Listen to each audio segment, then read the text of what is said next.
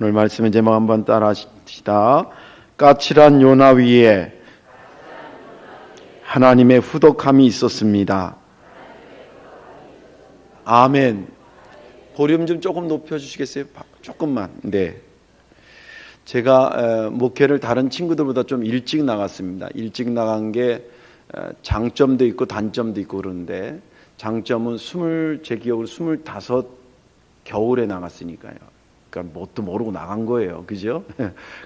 젊을 때 나가서 장점은 패기 있다. 그냥 그 자체로 패기 있게 좀 힘든 일도 막 물불을 가지 않고 하고 그런 장점이 있는 반면에, 단점은 경험이 부족하다 보니까 좌충우돌하는 거예요. 좌충우돌하면 사람이 성질 나잖아요. 근데 성질을 좀 다듬어야 되는데 이 성질을 또 못 다듬은 거예요. 그래서 마치 다듬지 못한 돌처럼 삐죽삐죽하게 이제 그런 상태에서 목회를 나갔습니다. 그러니 목회를 내보낸 하나님의 입장에서 볼 때는 얼마나 속으로 답답했겠어요. 저걸 좀 어떻게 다듬어야 되겠는데, 그러면서 하나님께서 하나 둘씩 이제 다듬어가는 작전을 피셨는데, 그 당시는 그게 그건지 몰랐는데 지나고 나니까 그런 거예요. 화성에 제가 27 전에 와서 이제 새벽 기도를 이제 인도하는데, 그 당시는 교인들이 한 10명, 15명밖에 안 됐기 때문에 새벽 기도에도 한 2명, 많이 오면 4명, 평균 한 3명, 저까지 포함해서 그렇게 이제 예배를 드리는데, 어느 날 머리가 백발이 성성한 그 할아버지 한 분이 새벽 기도에 오신 거예요. 그러니 몇 % 배가한 거예요? 3명에서 1명이 더 왔으니까 한 30% 증가가 된 거잖아요. 너무 반가운데 새벽 예배 성격상 나가서 만날 수 있는 악수하고 이럴 시간이 없기 때문에, 근데 그분이 계속 오시더라고요.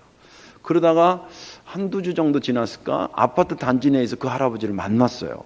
너무 반가워가지고 그렇지 않아도 새벽에 제가 인사를 드려야 되는데 이만저만 못 드려서 죄송하다 그러고 오셔서 정말 감사하다고 반갑다고 이렇게 했더니, 그러면서 이제 내 마음은 뭐냐면 어디 사는 누구냐가 이제 궁금한 거죠.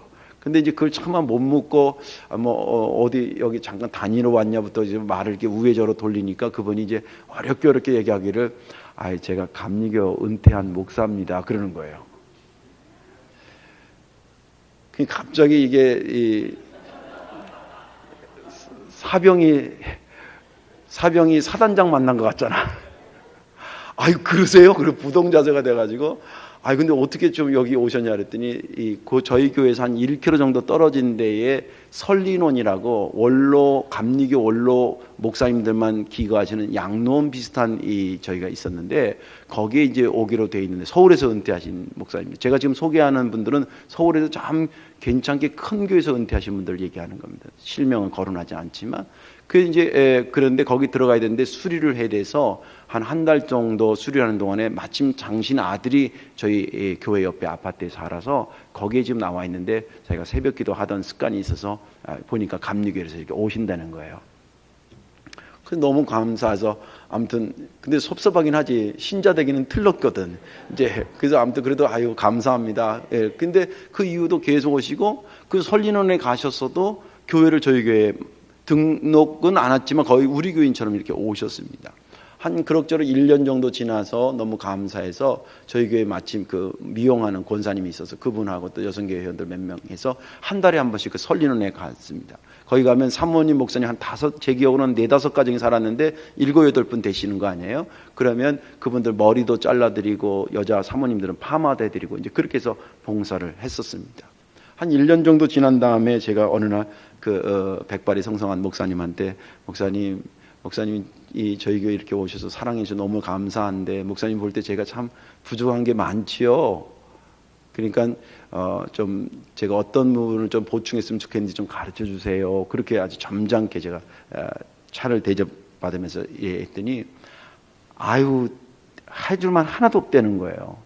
해줄만 하나도 없고, 그래도 목사님 볼 때 많을 텐데 진짜 꼭 해달라고 진짜라고 그랬더니 없대요. 그리고 지금처럼만 앞으로도 평생 그렇게 하라는 거예요. 그러면서 또 얘기하니까 차 식기 전에 빨리 차나 마시고 가래요. 그러면서 하시는 말씀이 나는 오히려 지금 내가 그때 당시에 그 교회가 우리 교회가 산미교회인데 산미교회를 어떻게 좀 도와줄까 지금 고민 중에 있는데 내가 목돈이 있는 것도 아니고 이 교회도 언젠가는 보니까 이 조그마한 지금 학구방 같은 데 있는데 교회를 건축하게 되니까 내 마음에 100만 원 건축원금 하고 싶다는 거예요. 근데 이 목돈이 없으니까 그런데 이때가 88년 89년도에 100만 원이 큰 돈입니다. 지금 1000만 원 이상의 돈인데 이게 없으니까 한 달에 내가 10만 원씩 10달 동안 하시겠다는 거예요. 오히려 내가 못 도와줘서 미안하지 당신 뭐 흠잡을 데 없다는 거예요. 근데 그 표정과 이런 이 말씀하시는 이 그 잔잔한 미소 이런 것들이 앞으로 내가 어떤 고민을 얘기해도 다 들어주실 것 같은 거예요. 그리고 다 이해해 주실 것 같은 거예요. 그리고 그 잔잔한 미소가 아직도 생생해요. 그리고 이제 그 목사님을 해서 그 옆에 또 다른 이 옆에 있는 목사님도 또 알게 됐는데 그분도 역시 그분은 번역도 아주 굉장히 인텔입니다. 그리고 학교 교목도 했고 서울에서 아주 큰 교회에서 은퇴하신 목사님이신데 그분한테도 좀 친해지면서 했는데 그분은 제가 가면 항상 커피를 직접 갈아요. 타가서 주는 게 아니라 직접 원두를 갈아가지고 그 꽃갈에다가 내려가지고 그걸 줘요. 그래서 내가 미안해가지고 목사님 이거 제가 할게요. 어떻게 제가 할 줄 알아요. 막 못하는지만 한다 그러면 그냥 앉아있어. 당신은 우리 집에 온 손님이니까 앉아있으라 그러면서 손수 타서 줘요. 근데 그 꾸부정하면서 타주던 그 모습이 잊혀지지가 않아. 그래서 제가 이제 좀 친해진 다음에 똑같은 질문을 했습니다. 목사님 제가 이렇게 참 젊어서 좌충우돌하고 막 근데 좀 가르쳐 주실 거 좀 가르쳐 주세요. 그러니까 가르쳐 줄 거 하나도 없대. 그러면서 오히려 당신이 그 요한 웨슬레에 대해서 그분은 아주 박식하셨는데 번역한 책을 몇 권 주면서 이 책 내가 줄 선물 없는데 이거 가지고 가서 책 보라고 그렇게 하셨어요. 그래서 제가 날카롭게 생각했던 갖고 있던 그런 성품들이 그 목사님과 한 달에 한 번씩 이렇게 만나면서 상당히 순화되기 시작했어요. 네. 그러면서 제 생각에 내가 이 다음에 많은 교인들이 저를 보면서 우리 목사님 설교 잘한다 이런 소리보다 우리 목사님 참 후덕하다 그런 소리를 듣는 목사가 돼야 되는데 그것으로 기억되는 목사가 돼야 되겠는데 그런 꿈을 꾸기 시작한 게 그분들이었습니다. 까칠한 저에게 하나님께서 그 후덕하신 목사님들, 은퇴하신 목사님들을 만나게 하심으로 해서 저를 다듬어 가신 그런 것이 제 삶에 있었습니다. 까칠한 요나 위에 하나님의 후덕함이 있었습니다. 오늘 본문에 있는 말씀은 서기전 800년 주님 오시기 전에 한 800년 전에 있었던 이 요나 선지자에 관련된 말씀입니다. 이스라엘 백성들, 특히 북이스라엘 사람들은 이 아수르에 대한 트라우마가 있었습니다. 그리고 적개심이 있었습니다. 워낙 나라가 덩치가 크고 잔인하기 때문에 아수르를 향해서 싸워야 된다 이건 생각조차 못하는 거예요. 근데 호시탐탐 와서 뺏어가니까 아주 죽이고 싶도록 미운 민족이 아수르 민족이었거든요. 마치 우리나라의 일본과 같은 그런 감정입니다.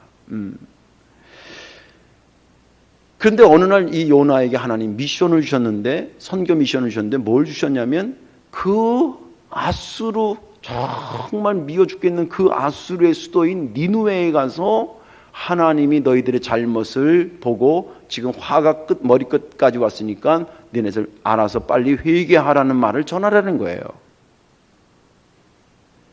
그 얘기를 듣는 순간에 이 요나가 화가 팍 올랐습니다. 왜 그랬냐? 왜 하필 전에도 거기 가서 전하냐는 거예요. 전할 민족이 그렇게 없어서 거기까지 가라는 거예요. 우리 민족을 그렇게 힘들게 하는 민족인데 왜 거기 가게 하냐는 거예요. 그리고 만약에 또 혹시 가가지고 그들이 회개하고 돌아서면 걔네들은 얻어맞아서 싸는데 회개하고 돌아서면 보나마나 하나님 저 양반이 받아줄 것 같거든. 난 이꼴 저꼴 못 보겠다고. 그래가지고 글로 가야 되는데 안 가고 배를 타고 정반대로 다시스로 가는 배를 타고 가다가 아시다시피 풍랑 만나 뱃속 들어갔다 뭐 이렇게 해가지고 나와가지고 이제 다시 이제 복음을 증거하러 가가지고 복음을 증거했는데 회개하지 않을 것 같은 아수르의 그 니느웨의 왕과 백성들이 왕부터 시작해서 회개하기 시작한 거예요. 이때부터 이제 오늘 본문이 시작한 겁니다. 회개하는 것을 딱 보니까 요나가 요즘 말로 하면 뚜껑이 팍 열려버렸어요. 그리고 그 회개하는 것을 보면서 하나님이 아니나 다를까 내가 너를 용서한다 막 이러는 거예요. 그래서 이 4장 1절에 보면 요나가 매우 싫어하고 성내며 여호와께 기도하여 화나고 막 싫어하면서 이것을 누구한테 쏟아붓기 시작하면 하나님한테 쏟아붓는 겁니다. 하나님 나 이럴 줄 알았어요. 내가 우리말로 각색해서 하는 거예요. 네, 이럴 줄 알았어요. 내가 그 명령 받을 때부터 내가 하나님이 이렇게 하는데 내가 하나님 당신 알잖아요. 하나님은 인애가 많으시고 사랑이 많으시고 자비로우시고 은혜로우셔서 그리고 노하기를 더디하셔가지고 아무리 그렇게 죽일 짓을 했던 아수를 해도 회개하면 금방 받아주는 건 내가 알았는데 그게 혹시 해가지고 안 가려고 그러다가 할 수 없이 왔더니 아니나 다를까 얘네들 회개해가지고 하나님 용서하는 거 보니까 나 도저히 이게 볼 수가 없습니다. 이렇게 막 핏대를 올리면서 하나님한테 막 항의 기도를 하기 시작했습니다. 하나님께서 이렇게 보더니 야, 너 이렇게 왜 화를 내냐. 그래서 그 말 그때 막 이러니 아유 화가 안 나게 생기냐고 차라리 나 죽는 게 더 낫겠다고 막 이러는 거예요. 여기 죽겠다는 게 여기 죽었으면 좋겠다는 게 2번이나 나와요. 요나가 지금 여기. 보통 까칠한 게 아니에요. 이거. 야, 그 하나님이 이제 기가 막힌 거죠.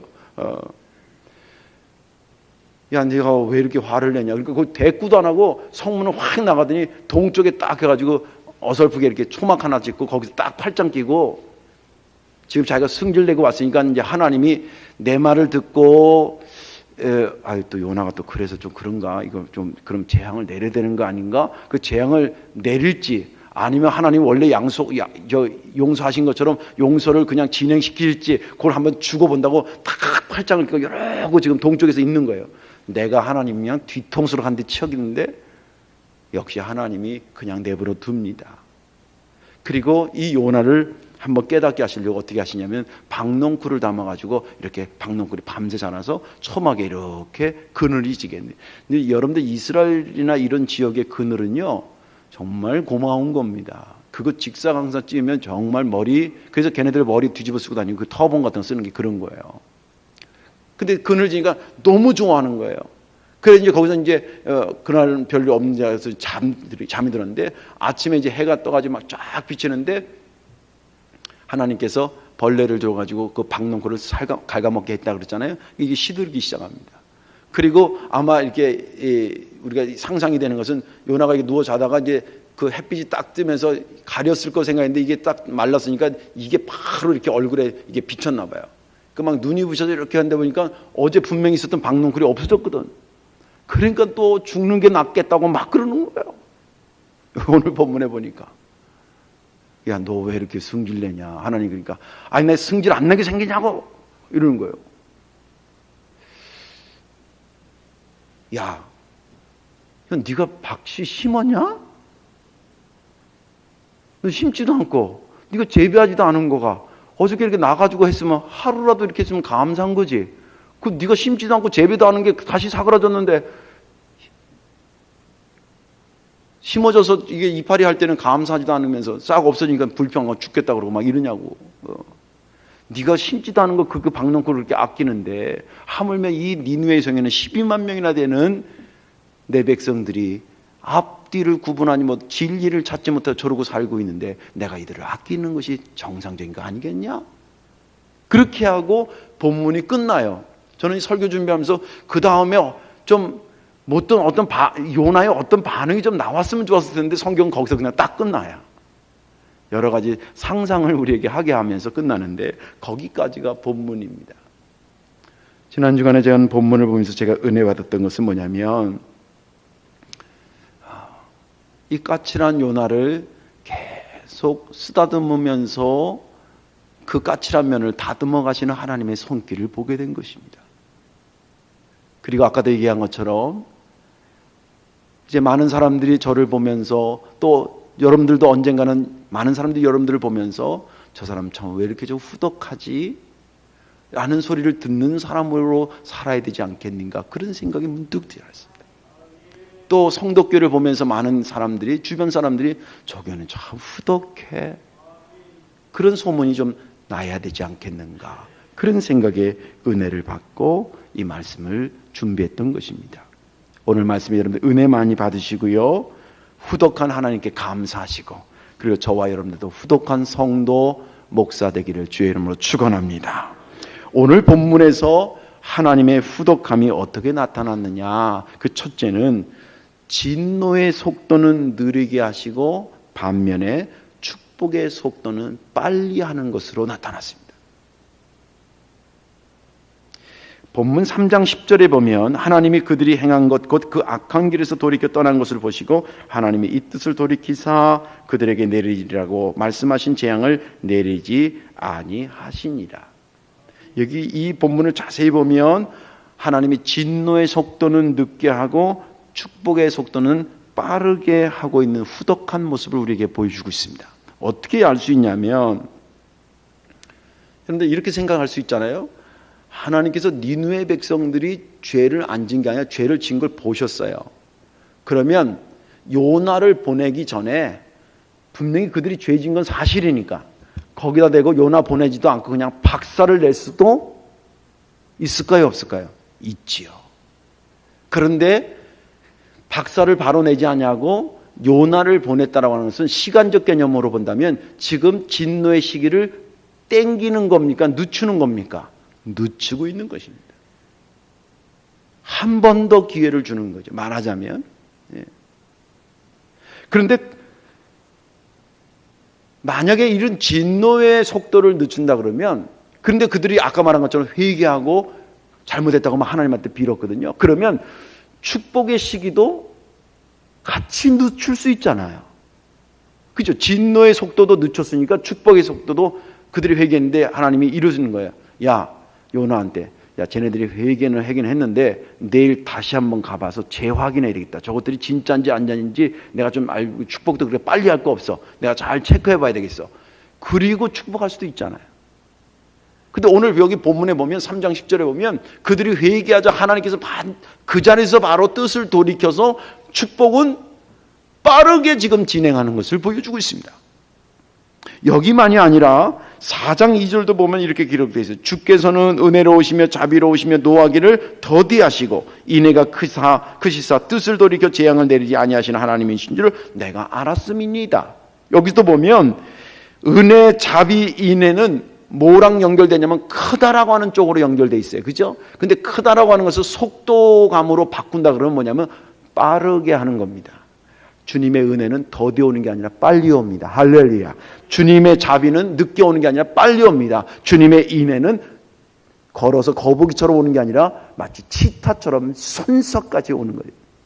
그런데 그 속도에 반해서 노하기는 어떻게 하시냐? 더디 하신다고. 영어에 slow to angry 이렇게 해서 이 노하기를 슬로우하게 하신다는 거예요. 천천히 하신다는 거예요. 하나님 왜 그러셨을까? 속도를 한다면 진노의 속도와 축복의 속도를 같이 하는 것이 통상 맞는 것 같은데 이거는 더디 하시고 축복은 빨리 하시고, 왜 그렇게 하시는 것일까? 그리고 이렇게 하신 모습을 우리는 뭐라 하냐면 하나님의 후덕하심으로 보는 겁니다.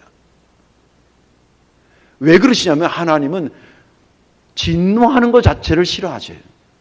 그렇게 원하시는 분이 아니에요. 그리고 혹시 진노를 안 하시는 건 아닙니다. 진노를 하실 때에도 그냥 즉흥적으로 막 쏜살같이 하시는 분이 아니라, 예레미야에 보면 이런 말이 있어요. 에브라임은 나의 사랑하는 아들 기뻐하는 자식이 아니냐. 내가 그를 책망하여 말할 때에 깊이 생각하노라. 그들을 야단치긴 하는데 그 야단칠 때 즉흥적으로 하는 게 아니라 깊이 생각하고 야단친다는 거예요. 그래서 그러므로 그를 위하여 내 창자가 들끓으니, 깊이 생각하느라고 들끓으니 내가 반드시 그를 불쌍히 여기리로다. 이거 역시도 하나님께서 진노를 더디하시는 분임을 말해주고 있는 것입니다. 결국 요나와 하나님과의 갈등은 뭐냐면 속도의 갈등이었습니다. 요나는 진노는 빨리 하고 그리고 축복은 더디하거나 안 해줬으면 좋겠다는 거예요. 근데 반대로 하나님은 진노는 늦게 하고 축복은 빨리 하겠다는 거예요. 이게 요나와 하나님과의 갈등이었습니다. 우리는 이제 제3자의 눈으로 이렇게 보세요. 누가 더 후덕한가를 보세요. 또 어떻게 살아나가야지 정말 후덕한 삶이 될지, 요나처럼 살아야 될 것인지 아니면 하나님 따라 살아야 될 것인지 한번 판단해 보시라는 거예요. 하나님의 후덕한 모습은 성경 전체를 타고 계속 끊임없이 나옵니다. 그것의 클라이막스가 뭐냐면 예수 그리스도의 십자가입니다. 예수님이 십자가에서 울부짖으며 죽었습니다. 하나님이 아버지 입장에서 본다면 당신의 외아들이 고통받아 죽는 겁니다. 그런데 그 이후에 그 고통받아 죽은 의미를 잊어버리고 혹은 깨닫지 못하고 심지어는 거기다 내가 삿대질하는 사람들 보면 당장이라도 주님을 다시 재림주로 보내가지고 아주 호통을 치고 심판하고 싶은데 주님이 오늘까지 안 온 거 보면 오늘까지 하나님 후덕하신 겁니다. 이것이 하나님의 후덕하심이었습니다. 진노는 더디하시고 그리고 축복을 빨리 하시는 것으로 우리에게 당신의 후덕함을 보여주셨습니다. 또 주님은 어떤 모습으로 당신의 후덕함을 오늘 본문에 보여주고 있냐면 까칠한 요나를 까칠하게 대하지 아니하시고 계속 인내하면서 인도하는 것으로 나타내고 있습니다. 오늘 이 본문에는 사실상 두 흐름이 있는 거예요. 어떤 흐름이냐면 1차적인 흐름은 저와 이런데 또 요나도 그렇게 알았지만 타락하고 있는 니느웨 백성을 그래도 노하기를 더디하면서 어떻게든지 구출해내려고 하시는 하나님의 후덕한 움직임이 한 흐름입니다. 두 번째 흐름은 뭐냐면 이 까칠한 요나를 다듬어가면서 그에게 인내하면서 하나님의 일꾼으로 제대로 세워보려고 하는 하나님의 후덕한 모습입니다. 그런데 안타깝게도 요나는 자기를 위해서 하나님께서 그렇게 하는 것은 지금 감을 못 잡고 있는 겁니다. 사실은 요나뿐만 아니라 이 요나는 이스라엘 백성들의 대표적 인물이라고 볼 수가 있어요. 영적으로. 이스라엘 백성들이 다른 민족에서 그 까칠했거든. 지 민족 아니면 다른 민족 알기를 우습게 알았거든. 그걸 하나님이 깨고 싶었던 거예요. 그래서 이 요나로 하여금 제대로 된 사람을 만들기 위해서 하나님께서 지금 계속 인내하면서 후덕하게 그에게 다가가고 있는 것입니다. 오늘 여기 그 본문은 마지막에 4장 11절에 어떻게 끝나냐면 내가 이 백성들을 내가 어찌 아끼지 아니하겠느냐 하시니라 이렇게 하고 끝나요. 아까 말한 것처럼 요나가 그 다음에 어떤 말을 했다는 말이 없어. 안 해서 없는 건지 있는데 안 기록한 건지 모르겠지만 추측이 가능한 것은 뭐냐면 이 말까지 하고 요나가 좀 꼬리를 내린 것 같아. 까칠했던 이 앞에 뭐 보세요. 뭐 하니까 이 9절 같은데 보면 이게 도저히 입 달려서 할 말이 아니거든요. 9절 뒤에 보면 그가 대답하되 내가 성내어 죽기까지 할지라도 옳으니이다. 이 말을 이렇게 점잖게 읽어서 그렇지 대충 이런 거예요. 이거 말하자면 이렇게 말한 요나가 주님께서 이 얘기하고 나니까 아무 소리를 안 해. 그리고 또 한 가지 추측이 가능한 것은 요나가 바뀌었을 거라고 추측이 가능한 것은 예수님께서 다른 사람들이 표적 보여달라고 할 때 내가 요나의 표적밖에 보여줄 게 없다라고 하면서 요나를 간접적으로 인정해 주는 거 보면 요나의 삶이 그 이후에 순화된 것을 암시할 수 있는 겁니다. 요나가 이 자리까지 그렇게 순화돼서 인정받을 자리까지 서게 된 것은 요나의 스스로의 깨달음이 아니라 하나님의 후덕함의 결과였습니다. 하나님이 후덕해서 그를 요나가 여러분들 얼마나 하나님한테 못된 짓을 했냐면 물론 세상 사람들이 못된 짓 한 건 질이 다르긴 하지요. 사명적인 측면에서 그렇다는 거예요. 니느웨로 가라 그랬는데 다시스로 배 타고 갔다는 말은 뭐냐면 불순종도 크게 두 가지일 수 있어요. 여기 니느웨로 가라는데 다른 데로 걸어갈 수 있잖아요. 딴 데로 육지로. 이거는 그래도 불순종 중에서 양질의 불순종이에요. 왜냐하면 가다가 다시 돌아가면 되니까. 근데 다시스로 배를 타고 간다는 것은 내가 죽어도 그쪽으로 갈 마음은 없다는 거예요. 그런데 우리나라에서도 뭐 하다가 안 되면 비행기 타고 미국 가버리잖아요. 그럼 한국 올 마음이 거의 없다는 거예요. 우리나라에서 도망 다니는 건 그래도 언젠가는 한국에 살 마음이 있는 거예요. 마치 그런 것처럼 다시스로 배 타고 갔다는 얘기는 불순종으로 보면 질이 나쁜 질이에요. 그렇게 했던 사람이 누구냐면 요나입니다. 배에서 확 던졌을 때 하나님께서 그냥 눈 감고 있으면 요나도 감는 거예요. 영원히 눈 감아버리는 거예요, 요나. 그런데 큰 물고기를 준비해서 그를 살립니다. 또 뱃속에서 회개할 때 그를 그 즉시 토해내서 살려냅니다. 그리고 여기 살려놔가지고 뭐 하는데 그러니까 요나는 뭐냐면 이제 그냥 가서 전화를 하니까 내가 전화긴 전화하는데 회개를 안 했으면 좋겠어 이러면서 전하는 거예요. 이게 참 이상하죠? 목사님이 전도해서 전도하는데 아유 저건 우리 교회 안 왔으면 좋겠어 이러면서 전하는 거랑 똑같은 거예요. 근데 전하는데 변화됐거든 이 사람들이. 그러니까 막 뚜껑 열려가지고 막 성질 내고 막 이러는 거예요. 하나님한테 할 짓이 아니지. 근데 그 까칠한 요나를 계속 지금 다듬어가요. 한쪽에서는 까칠한 이 니느웨 사람들을 다듬어 가셔서 변화시키더니 하나님께서 요나도 까칠한 요나도 다듬어가요. 그래서 그로 하여금 아까 얘기한 것처럼 그런 사람 그 다음에는 얘기를 안 하고 뭔가 변화된 사람으로 주님 그를 만들어 가고 있습니다. 대들었던 요나에 비하면 뭔가 많이 변화된 요나를 보여주고 있다 이 말입니다. 드디어 하나님의 후덕함이 빛을 보는 순간이었습니다. 이제 말씀을 정리합니다. 요나나 니느웨 백성만 하나님의 후덕함을 은혜로 받은 것은 아닙니다. 우리 역시도 성경에 우리가 등장하지 않을 뿐이지 하나님의 후덕함의 은혜를 안 받았다라고 말할 수 있는 사람은 아무도 없을 것입니다. 왜냐하면 내가 하나님한테 한 짓을 알거든. 거기에 보면 늘 하나님의 후덕하심이 결국 나를 까칠한 나를 만들어 새로운 사람으로 만들어 가셨던 것입니다. 이제 남은 숙제는 그분의 후덕함에 내가 그렇게 좋아한 것처럼 나도 그분의 후덕함을 따라 살고 그리고 먼 훗날 많은 사람들이 나를 그렇게 후덕한 사람으로 기억하게 사는 삶이 남았을 뿐입니다. 오늘 말씀 저도 역시 마찬가지고 장로님들도 권사님들도 집사님들도 그리고 모든 교사나 성가대원이나 관현악단이나 모든 여기에 모이는 모든 자들이 하나님의 후덕함에 내가 살았구나 생각하시고 나도 이제 하나님의 후덕함으로 살리라 새로운 거룩한 결단이 있기를 주님의 이름으로 축원합니다. 기도하겠습니다. 사랑과 은혜가 많으신 하나님 감사합니다. 우리의 까칠한 것 외면하지 아니하시고 후덕하게 하사 우리로 하여금 오늘의 이 자리에 있게 인도하신 주님 너무 감사합니다. 오늘 말씀을 가슴에 잘 새기고 하나님의 후덕함이 내게 그렇게 좋게 느껴졌던 것처럼 어느 순간인가 나의 후덕함을 통해서 많은 사람들이 좋은 마음들이 생길 수 있도록 우리를 또한 사용하여 주시옵소서. 감사드리며 예수님 이름으로 기도하옵나이다. 아멘.